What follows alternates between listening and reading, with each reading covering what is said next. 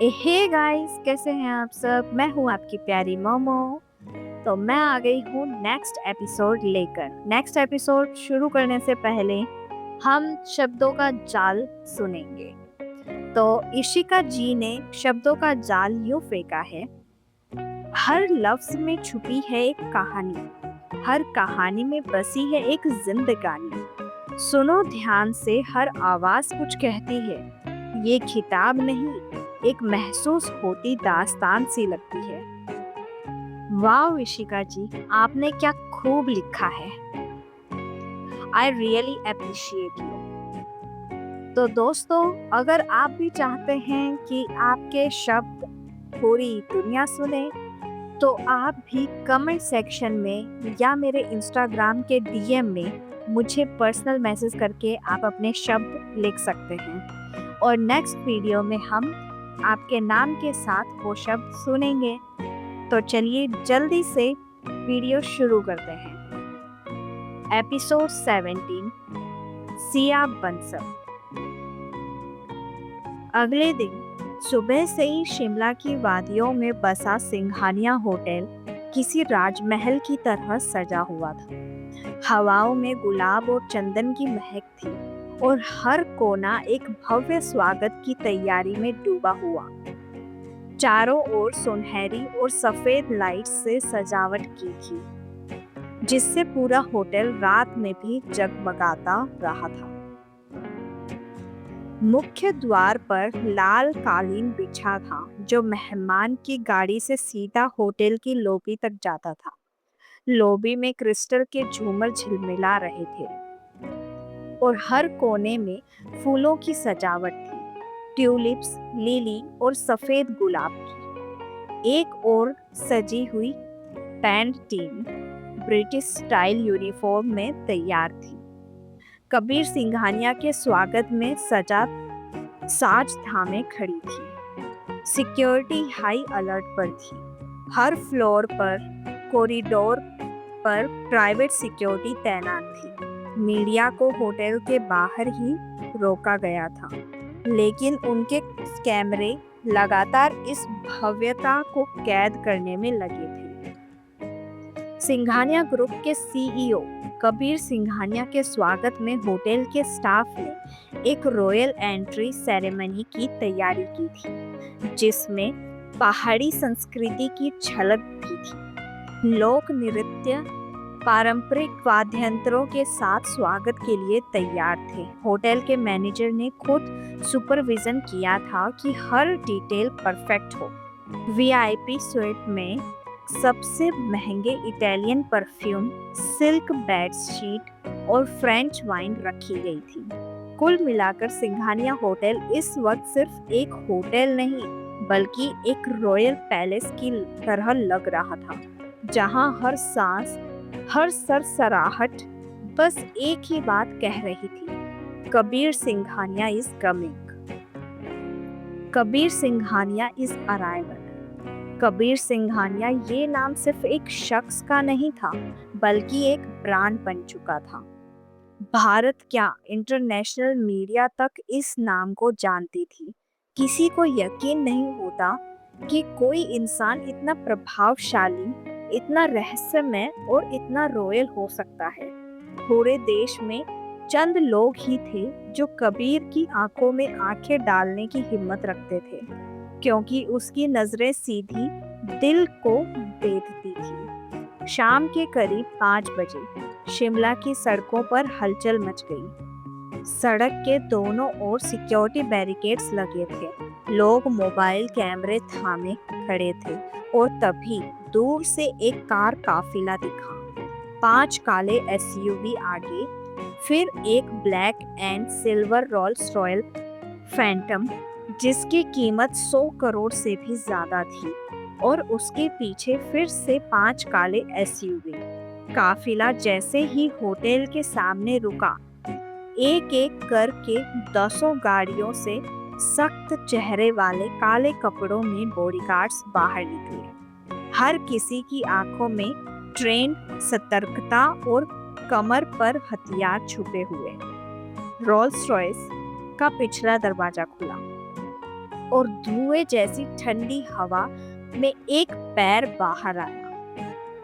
Luxury Italian leather shoes, फिर वही lavish suit जिसकी कीमत लाखों में थी, और काली आंखों पर चढ़ा हुआ डिजाइनर शेड्स। कबीर सिंघानिया बाहर निकला जैसे कोई राजसी राजा अपने साम्राज्य में कदम रख रहा हो। वो सीधा रेड कारपेट पर चला, हर कदम जैसे गूंज रहा हो। होटल स्टाफ 2 कतारों में झुककर उसका स्वागत कर रहा था। बैंड बाजा, रॉयल वेलकम ट्यून और फूलों की वर्षा शुरू हुई। लॉबी में प्रवेश करते ही कबीर के चारों ओर एक चुप्पी छा गई। सिर्फ उसके कदमों की आवाज गूंज रही थी। कबीर बिना कुछ कहे सीधा प्रेसिडेंशियल स्वीट की ओर बढ़ा। सिंघानिया होटल का वो हिस्सा जो आम लोगों की पहुंच से कोसों दूर था। एक ऐसा स्वीट जो किसी 7 सितारा महल को भी मात दे दे। उसके साथ था उसका पर्सनल सिक्योरिटी हेड अजय, एक सधा हुआ, वफादार और जान देने को तैयार शख्स, और दूसरी ओर उसकी सेक्रेटरी व्योमा, स्मार्ट, खूबसूरत और उतनी ही प्रोफेशनल। कबीर ने अपना शर्ट्स उतारते हुए एक नजर खिड़की से बाहर डाली, फिर भारी आवाज में कहा, अजय, होटल मैनेजर को बोलो पूरा होटल बुक करना जरूरी नहीं था। मुझे बस इतना चाहिए कि टॉप फ्लोर की तरफ कोई नजर ना आए।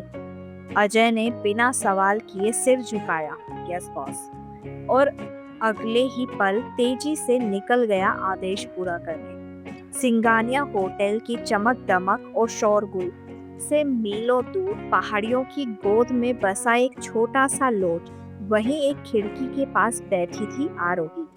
हल्की धूप उसके चेहरे पर पड़ रही थी और वो एक किताब की आड़ में खुद को व्यस्त रखने की कोशिश कर रही थी, मगर दिल तो कहीं और था। कबीर सिंघानिया, एक नाम जो अब उसके दिल से नहीं, उसके जहन से भी मिट चुका था, और शायद वो खुद को यही समझा रही थी। तभी रिंग रिंग उसका फोन बजा। स्क्रीन पर अनजान नंबर था। आरोही ने कुछ सेकंड सोचा, फिर कॉल रिसीव कर लिया। हेलो। और अगले ही पल एक जानी पहचानी मीठी सी आवाज गूंजी, हेलो स्वीटी, कहाँ थी तू 2 साल से?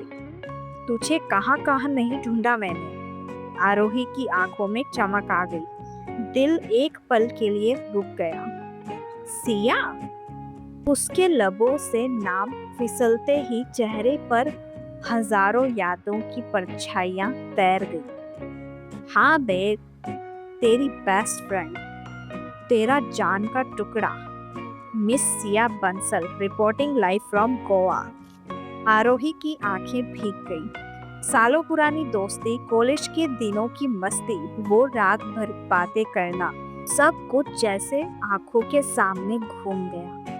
सिया उतनी ही खूबसूरत जितनी पहले थी, और उतनी ही जिंदा दिली। आरोही को याद आया कि सिया अब एक फेमस मेकअप आर्टिस्ट बन चुकी है, जो बड़े बड़े ब्रांड्स और मॉडल्स का मेकअप करती है। और हाँ, उसका पूरा नाम था सिया बंसल, गोवा के फेमस हॉस्पिटल के प्रेसिडेंट अमित बंसल की इकलौती भतीजी। आरोही की आवाज में वो पुराना जोश लौट आया। अरे पागल, तू कहाँ थी? कितना मिस किया तुझे यार। दोनों हंसी में, आंसुओं में और यादों में डूब गई। उस एक कॉल ने आरोही के दिल के सारे बोझ हल्के कर दिए। अब ना उसे कबीर सिंघानिया की याद सताती थी, ना कोई अफसोस। उस पल में बस एक बात थी, सिया लौट आई थी। कॉल पर बात करने के बाद आरोही लॉज में थी। फोन कट चुका था, मगर आरोही अब भी उसी जगह जमी हुई थी। हवा में हल्की ठंडक थी, लेकिन उसके दिल में अजीब सी गर्माहट थी।